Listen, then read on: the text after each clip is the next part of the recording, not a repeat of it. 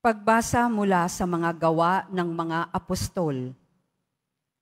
Noong mga araw na iyon, maraming naniwala at nanalig sa Panginoon. Nabalitaan ito ng simbahan sa Jerusalem, kaya't sinugo nila sa Antioquia si Bernabe.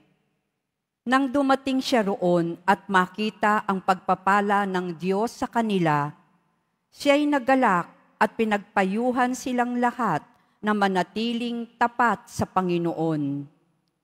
Mabuting tao si Bernabe, puspos ng Espiritu Santo at matibay ang pananampalataya, kaya marami siyang nadala sa Panginoon.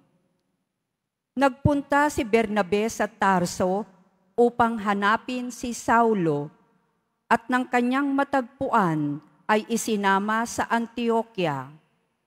1 taong singkad silang nanatili roon kasama ng simbahan at nagturo sa maraming tao. At doon sa Antioquia, unang tinawag na Kristiyano ang mga alagad. May mga propeta at mga guro sa simbahan sa Antioquia.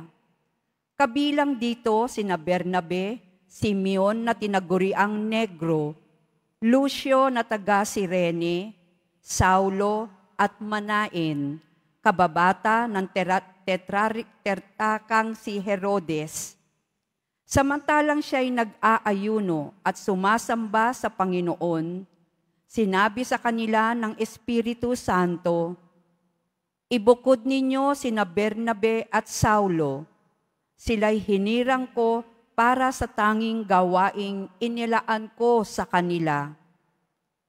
Pagkatapos nilang mag-ayuno at manalangin, ipinatong nila sa dalawa ang kanilang mga kamay at sila'y pinayaon.